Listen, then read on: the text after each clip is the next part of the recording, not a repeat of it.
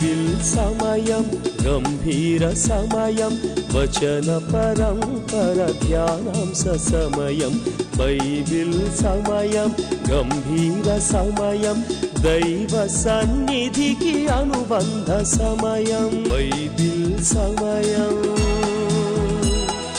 Bible సమయం Bible సమయం Bible సమయం. ఇది యాత్ర కానాను యాత్ర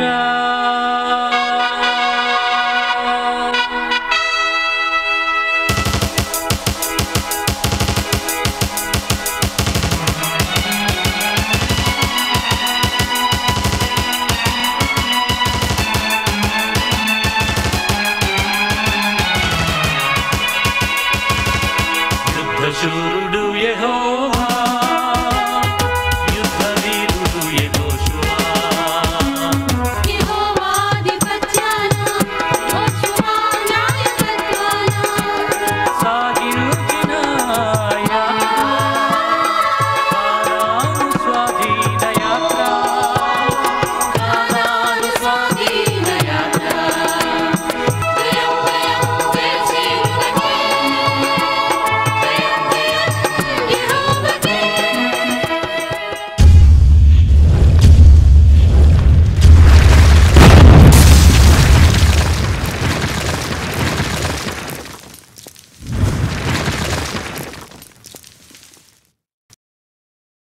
ఈరోజు ఈ కార్యక్రమాన్ని నిర్వహించడానికి సహాయపడిన ప్రియులకు యేసు అనుచరులు అందరము కలిసి హృదయపూర్వక వందనాలు చెల్లిస్తున్నాం. అమ్మా బాబు, మేము మీకు ఏమీ ఇవ్వలేము. మా పక్షంగా దేవుడే మిమ్మలను మీ కుటుంబాలను నిండారుగా దీవించునుగాక. Good evening, praise the Lord. దేవుని నామానికి స్తోత్రం. వచ్చిన మీ అందరికీ నా ప్రత్యేక ధన్యవాదాలు. దేవుని వాక్యాన్ని వినడానికి మీరందరూ సిద్ధంగా ఉన్నారు. మీకు నా హృదయపూర్వక వందనాలు మరొకసారి చెబుతున్నాను. అందరూ వచ్చారని భావిస్తున్నాను.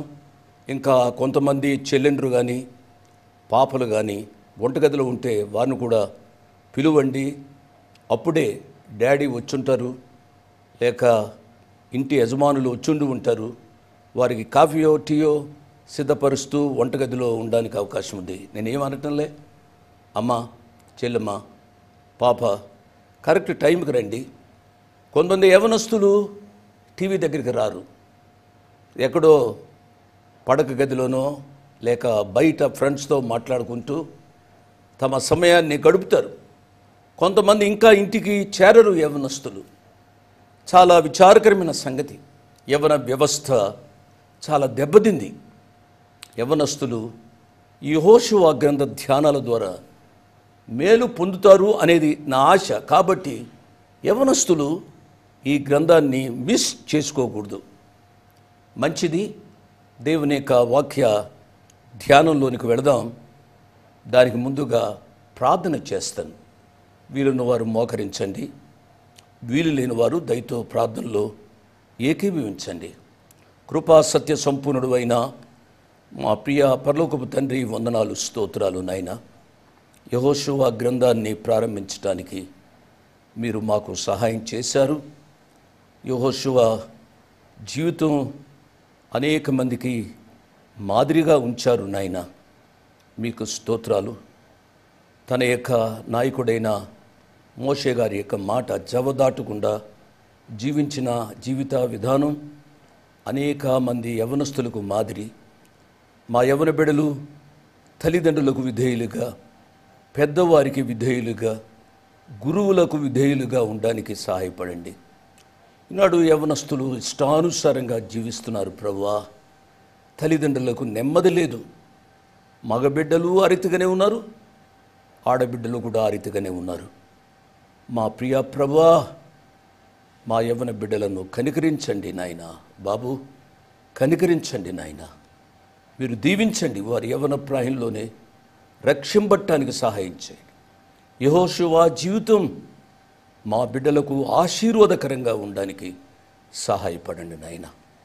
అనారోగ్యంగా ఉన్నప్పుడు కూడా వాక్యాన్ని వినడానికి వచ్చిన మా ప్రియ అన్నల కొరకై, అక్కల కొరకై, తమ్ముళ్ళ కొరకై, చెల్లెండ్రు కొరకై, యవ్వన బిడ్డల కొరకై మీకు వందనాలు ప్రభువా.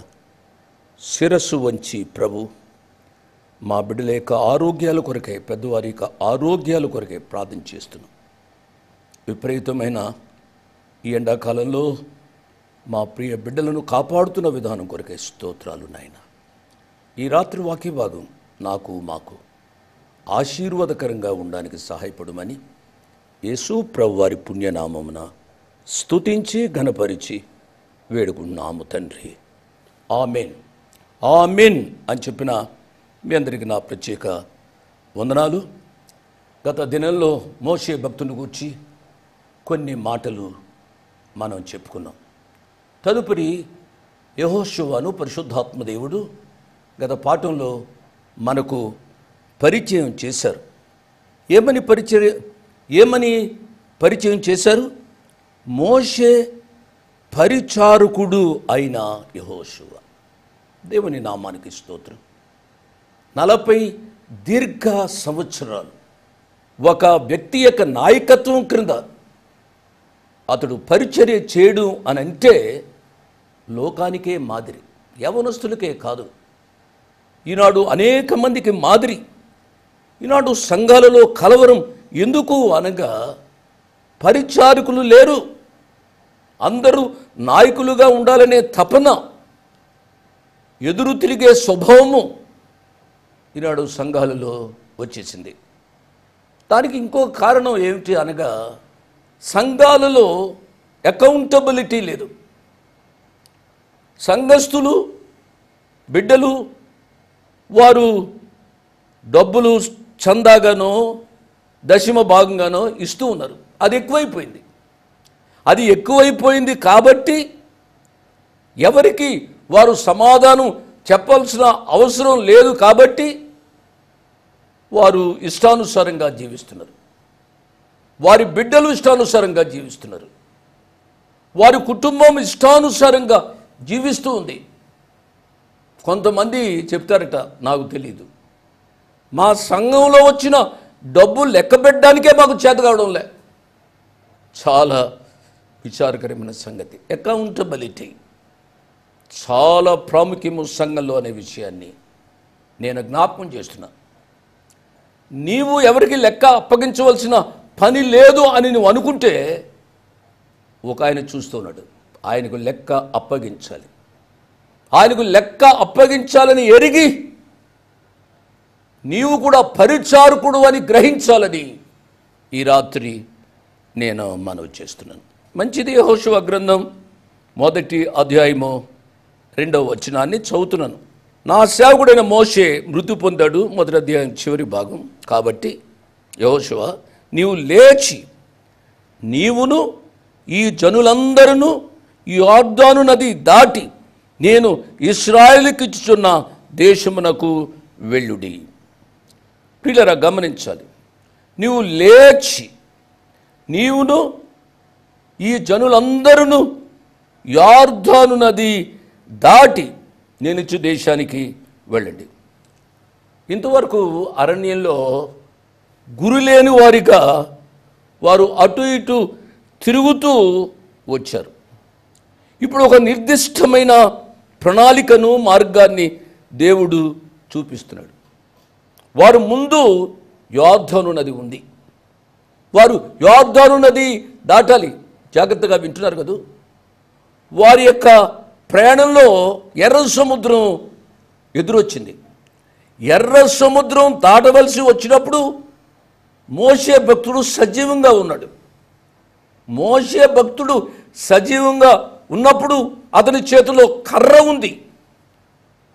ఆ కర్రను ఉపయోగించి ఆ ఎర్ర సముద్రాన్ని దాటింపజేశాడు దేవుడైన యెహోవా మోషే భక్తుని ద్వారా. మీకు ఈ విషయాలన్నీ తెలుసు. వారు ఇప్పుడు వాగ్దాన దేశాన్ని స్వతంత్రించుకోవాలి అనగా యొర్దాను నది దాటాలి అని నేను చెప్పాను కదా. వారు యోర్దాను యువతలో ఉన్నారు. ప్రియులరా గమనించండి, యోర్దాను మరణానికి సాదృశ్యం. ఈ స్థానము నుంచి వారు లేస్తేనే కానీ వాగ్దాన దేశంలో వారు ప్రవేశింపలేరు. ఈ మరణము నుంచి తప్పించబడాలి. పాపం వలన వచ్చి జీతం మరణం. ఈ మరణము ఏ రీతిగా వారికి సంప్రాప్తించింది అనగా పాపం వలన. ఈ పాపమును వారు దాటింపచేయాలి. ఈ పాపమును వారు దాటాలి. పాపములో జీవిస్తూ వారు వాగ్దాన దేశంలో వారు ప్రవేశించలేరు. నా ప్రియులరా, ఈ రాత్రి కనాను దేశం కంటే పుణ్యభూమి, పరలోక రాజ్యం, దేవుని యొక్క సన్నిధి, ఆ యొక్క దేవుని యొక్క సన్నిధిలో మనం ప్రవేశించాలి అనగా పాపము నుంచి రక్షింపబడాలి. అందుకని దేవుని వాక్యం చెబుతుంది, కాగా ఎవడైనను క్రీస్తునందు నేడల వాడు నూతన సృష్టి, పాతవి గతించెను, సమస్తము కృతవాయెను. నీవు నూతన వ్యక్తిగా, నూతన సృష్టిగా మార్చబడగలవు. నూతన సృష్టి, ఈ మాట ఎంతో గొప్పది. ఒకనాడు నేను పాపిని, యేసు ప్రభువులో జీవించగలిగితే నా జీవితంలో ఒక నూతనమైన సృష్టి అనుభవాన్ని ఆయన కలుగు చేస్తూ ఉన్నాడు. యోషువ భక్తుడు చెప్పింది ఏమిటనగా, ఈ యోర్దాను నది దాటాలి. ఆ సమయంలో యోర్దాను నదికి వరదలు వచ్చే సమయం. అంటే ఆ యోర్దాను నది ఉప్పొంగుతూ ఉండగా వారు ఆ నదిని ధైర్యంగా దాటాలి. నా ప్రియులరా గమనించండి ఒక విషయం, యోర్దాను నది దాటడానికి నువ్వు సిద్ధపడితే, పాపంలో వచ్చే జీతం మరణాన్ని ఆధ్యాత్మికంగా నువ్వు దాటాలని ఇష్టపడితే ఆయన నీ చేయబట్టుకుని నడిపిస్తాడు అనే విషయాన్ని నేను జ్ఞాపకం చేస్తున్నాను. ఎంత గొప్ప ఆధిక్యత ఆ ప్రభు ఇస్తూ ఉన్నారు ప్రియులరా. కాబట్టి యెహోషువ నువ్వు లేచి, నీవే కాదు యెహోషువ, ఈ జనులందరినీ ఈ యోర్దాను నది దాటేటట్టుగా నీవు చూడాలి అని దేవుడు యెహోషువకు ఆజ్ఞాపించాడు. యెహోషువ ఎర్ర సముద్రాన్ని దాటం చూచాడు. యెహోషువ ఎర్ర సముద్రాన్ని దాటినప్పుడు నాయకుడు మోషే లేడిప్పుడు, మోషే దగ్గర ఉన్న కర్ర కూడా లేదు. ఇప్పుడు దేవుడు ఇశ్రాయేలు యోర్దాను నదిని దాటమన్న కాలం అది వరదల కాలం. ఇంతకు ముందే నేను చెప్పాను, మరొకసారి నేను చెబుతున్నాను, జాగ్రత్తగా వినాలి. అటువంటి అసాధ్యమైన టైంలో దేవుడు యెహోషువను సిద్ధపరుస్తూ ఉన్నాడు. వరదలతో పొంగే నదిని దాటి ఆజానుబాహులు ఉన్న ఆ యొక్క దేశానికి వారు వెళ్ళాలి. అనాకు వంశస్థులు యుద్ధ నైపుణ్యము గలవారు, నిర్గమాకాండంలో మనం చెప్పుకున్నాం. ఆయుధ సంపత్తి గలవారు. అటువంటి జనాంగాన్ని సంహరించి వాగ్దాన దేశంలోనికి నడిపించాలి యెహోషువ. యెహోషువ భుజస్కంధాలపై ఎటువంటి భారం ఉందో ఆలోచించాలి. దేవుడు యేసుక్రీస్తు ద్వారా తన బిడ్డలకు పరలోక సంబంధమైన ప్రతి ఆశీర్వాదాన్ని అనుగ్రహించాడు. ఆ మాట వింటున్నారు కదా నా ప్రియ బిడ్డలారా, మీరు మారు మనసు పొందితే అనగా యేసు ప్రభువాన్ని మీ సొంత రక్షకునిగా అంగీకరించి ఆ నూతన జీవితంలో మీరు సాగుతూ ఉంటే పర సంబంధమైన ప్రతి ఆశీర్వాదం మీదే. దేవుని నామానికి స్తోత్రం. దేవుడు మనకు అనుగ్రహించిన ఈ గొప్ప ఆశీర్వాద సంపదను మనము అనుభవించాలి. దేవుని నామానికి స్తోత్రం. పాలు తేనెలు ప్రవహించు దేశంలోనికి వారు వెళ్ళబోతున్నారు. 3వ వచనం, నేను మోషేతో చెప్పినట్టు మీరు అడుగుబెట్టు ప్రతి స్థలమును మీకు ఇచ్చుచున్నాను. ఇది దేవుని యొక్క వాగ్దానం. ఆ వాగ్దానాన్ని ఆ ఇశ్రాయేలు ప్రజలు స్వతంత్రం చేసుకోవాలి. ఆ వాగ్దానం మీద ఆధారపడి వారు యోర్దాను నది దాటాలి. అవును, దేవుడు వాగ్దానాలు ఇచ్చాడు. ఏదో డిసెంబర్ 31వ తారీఖుని, జనవరి 1వ తారీఖుని వాగ్దాన కార్డులు తీసుకుని అది చదువుకుని సంతోషపడటం కాదు. గ్రంథ వాగ్దానంబులన్నీ నావి. దేవుని వాక్యంలో రాయబడిన ప్రతి మాట దేవుని యొక్క వాగ్దానం. ఈ గ్రంథ వాగ్దానం, ఈ గ్రంథ వాక్యం మీద ఆధారపడటం నేర్చుకున్న వాళ్ళని ప్రభు పేరిట నేను జ్ఞాపకం చేస్తున్నాను. మోషే యొక్క నాయకత్వం క్రింద 40 సంవత్సరాలున్న జనులు యెహోషువ నాయకత్వాన్ని సులువుగా అంగీకరిస్తారా? యెహోషువను మా నాయకుడు అని వారు చెప్పగలరా? చూడండి, వారు ఏమంటున్నారు, నీవు మాకు ఆజ్ఞాపించినదంతా మేము చేస్తాం, దానిలో తిరుగులేదు.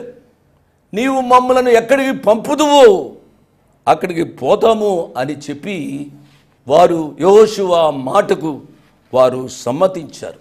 నా ప్రియులారా, ఇక్కడ కొన్ని ఆధ్యాత్మిక సత్యాలు నేను చెప్తాను. దేవుని చిత్త ప్రకారం ఒక సేవకుడు మరణిస్తే ఆ సేవ కుంటుపడదు. అనేక పర్యాయాలు అనుకుంటాం, ఆయన గొప్ప సేవకుడు, ఆయన సిక్ అయ్యాడు, లేక ఆయన మరణించాడు.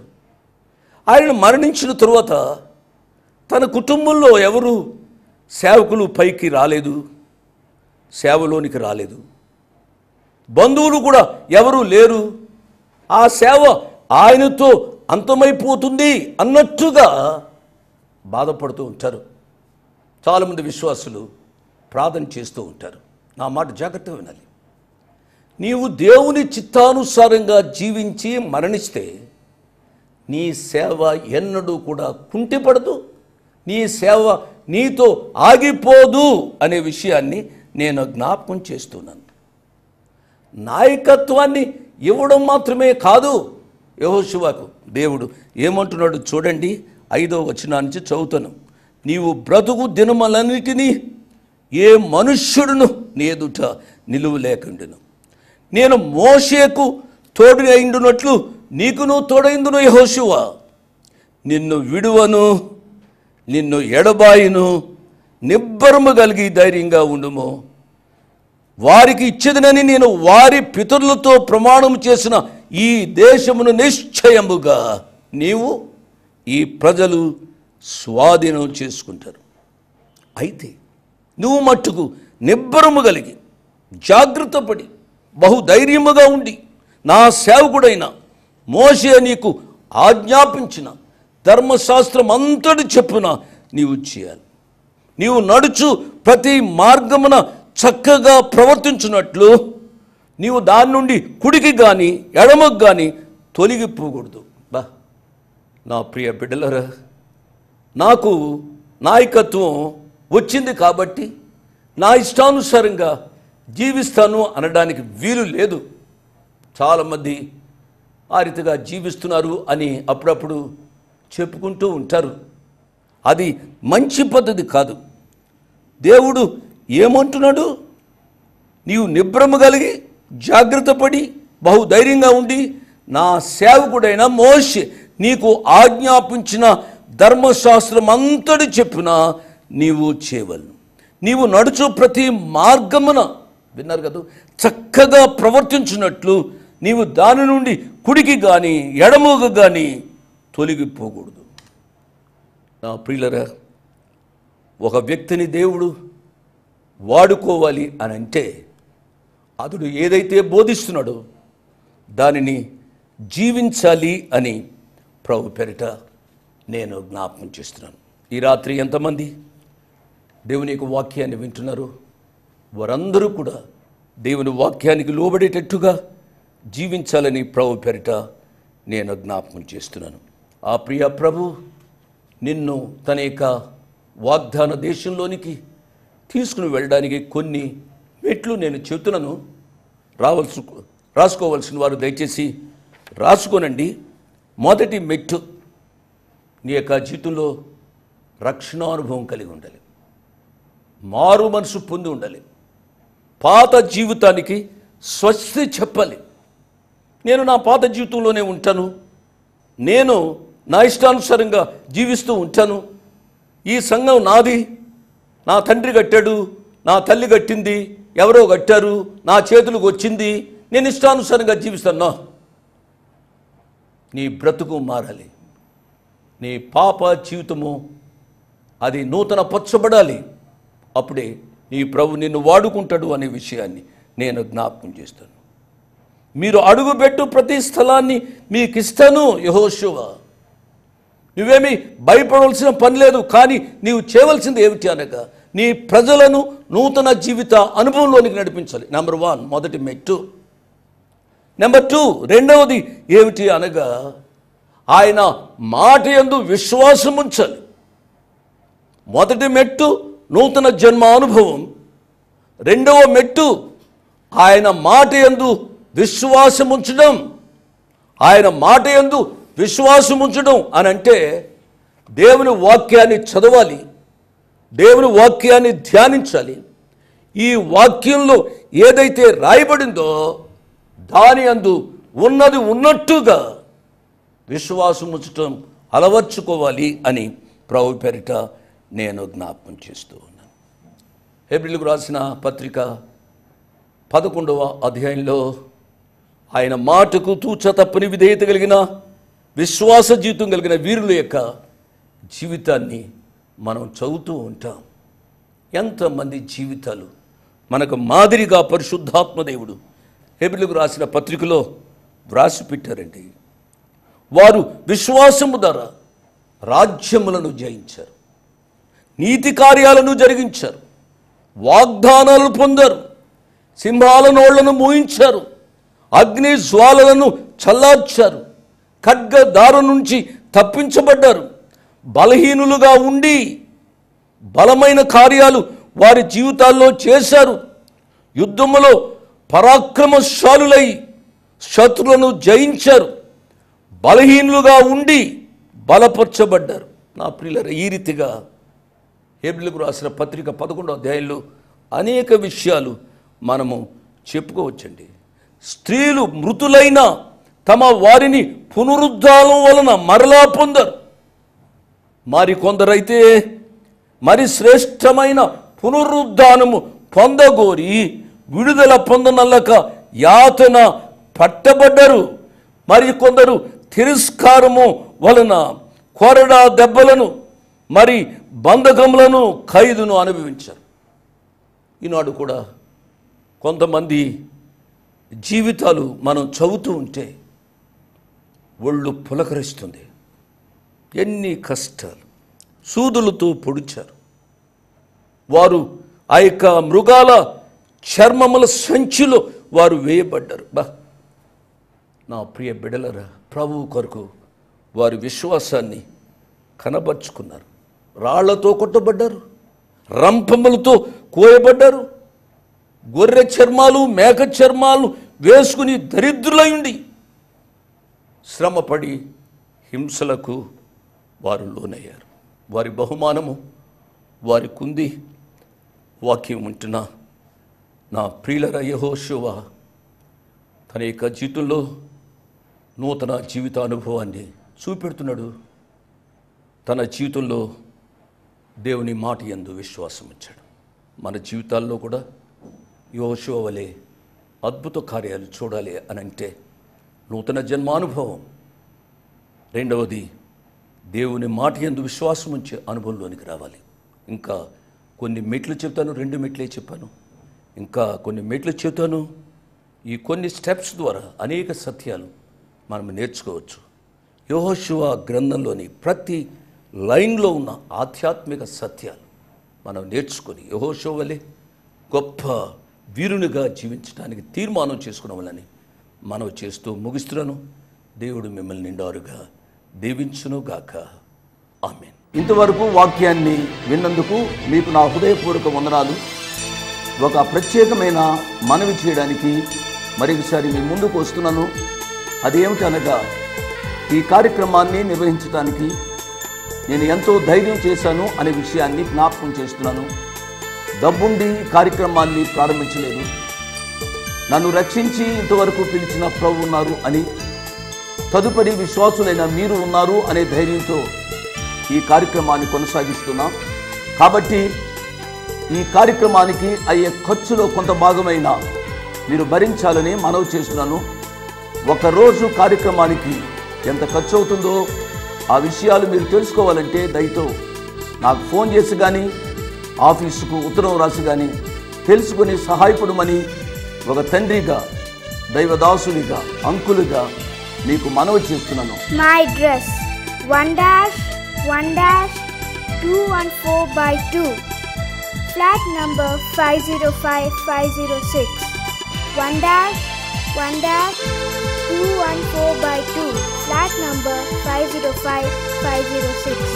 Prithvi Apartments Extension, Vivek Nagar, Chikkarpalli, Hyderabad 20. దేవుడు మిమ్మల్ని నిండారుగా దీవించునుగాక. ఆమేన్.